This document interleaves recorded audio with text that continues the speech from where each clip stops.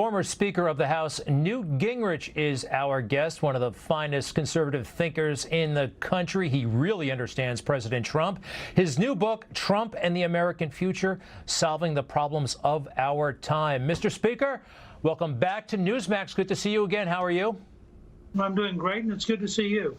So, Mr. Speaker, 4 years ago at about this time, I know I'm counting on fake news here to not steer me wrong, but there were a lot of reports that you led an intervention to President Trump. You sat him down along with Rudy Giuliani and said, you got to get this situation straightened out with your campaign.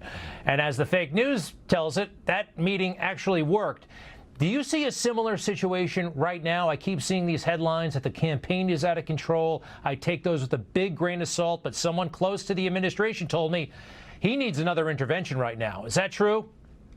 No, I don't think so. Look, I think that, first of all, I think Brad Parscale's done an astonishing job of building a huge machine, the biggest one ever built. So the number of people they have available on Facebook and Twitter and email, the number of contributions they've gotten, it's extraordinary. Second, I think the president actually has a pretty simple job right now. It's hard work. He has to get the economy growing, and that's starting to happen. Has to continue to work at getting the virus under control. And I actually think that's coming along much, much better than the news media is reporting. I think if you look at the underlying data, most of the people who are now showing up positive are young. Many of them didn't even know they had the virus because it didn't have any effect on them. So the news media, which is really in a panic to try to stop Trump's reelection, is greatly exaggerating that. Then I think Trump has to do just two simple things. One, outline a visionary program for next year of how he'll make America even better, safer, more prosperous, healthier, do even more than he did in the first 3.5 years. Remember, back in February, this was a very successful administration. So there's every reason to believe that he could offer a vision of a dramatically improved America. Second, they've got to communicate that it's a Biden, Schumer, Pelosi team, and that the danger of having the left control the White House, the Senate, and the House is a truly enormous danger for the country. So outlining a big, bold vision, you know, Sean Hannity asked him, hey, what's the priority for term 2? And this is how he answered the question. What's at stake in this election as you compare and contrast?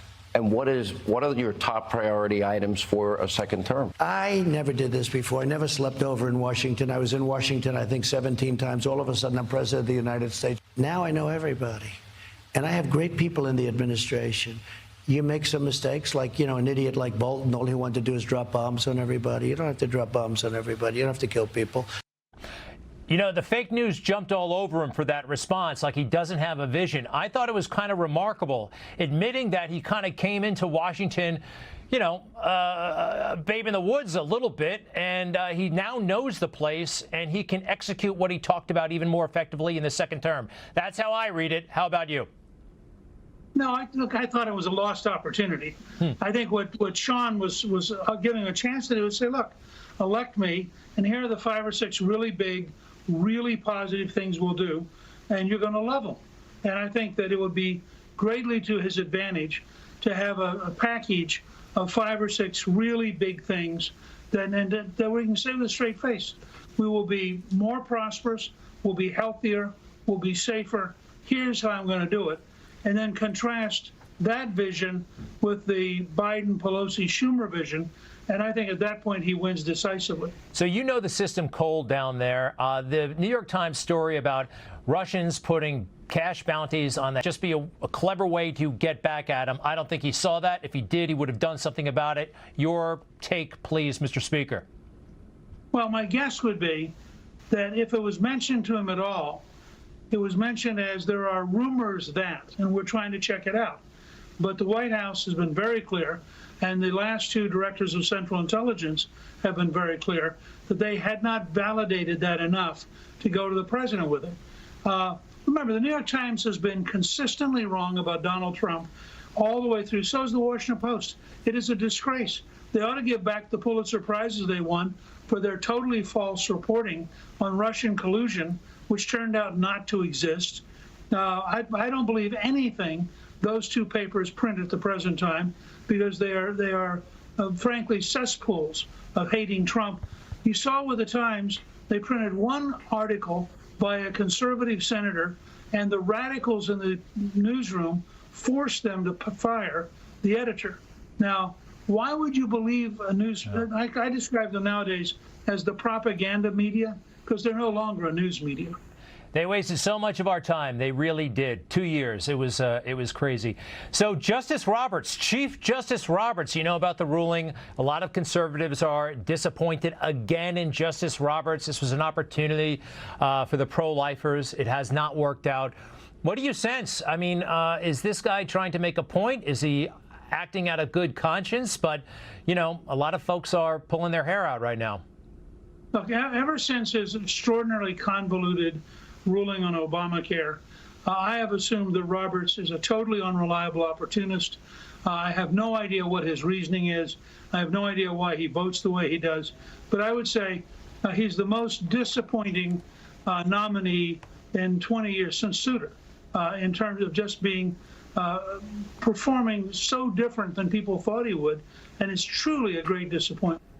The new book, by the way, the old book, Understanding Trump. If you want to understand Trump, this is the book to read. I read it cover to cover, enjoyed it 3 years ago, but I think it's still very, very current and applicable. But even more current is your new book, which I have not read yet. I look forward to it. Trump and the American Future, Solving the Problems of Our Time. We got about a minute left, Mr. Speaker. Give us a rundown, if you can, in a minute. Well, the essence of Trump and the American Future is that this is a campaign textbook. This is filled with facts, filled with ideas. It allows you to go out and talk to your friends and neighbors and win the argument over why we need Trump rather than the Biden, Pelosi, Schumer team. And I think people will find Trump and the American Future both interesting, because it does cover an immense amount of ground, but also really helpful in understanding what's been going on in this country and what we need to do to get America back on track, which I think is the great goal all of us have. So I hope people will really take a serious look at it. I love it. And some talking points for the many arguments I have with my friends. I love it. And if you're writing those talking points, I know they're solid. By the way, the speaker is joining us from Rome, where his wife, Callista, is the ambassador to the Vatican. I think we have a picture of you, yes, your wife, and the Pope. Pretty amazing. And 10 seconds. You like Rome? A lot, I guess? Rome is an amazing city. It's for a historian, it's as good as it gets. All right. Give the Pope my best. More realistically, give Callista my best. And thank you, Mr. Speaker. All the best. Thank you. You just watched Newsmax TV, America's fastest growing news channel, now in 65 million homes. Get Newsmax TV on all the major cable systems, or go to newsmaxtv.com and click on the Find Newsmax tab to locate us. Remember, Newsmax TV, we're real news for real people.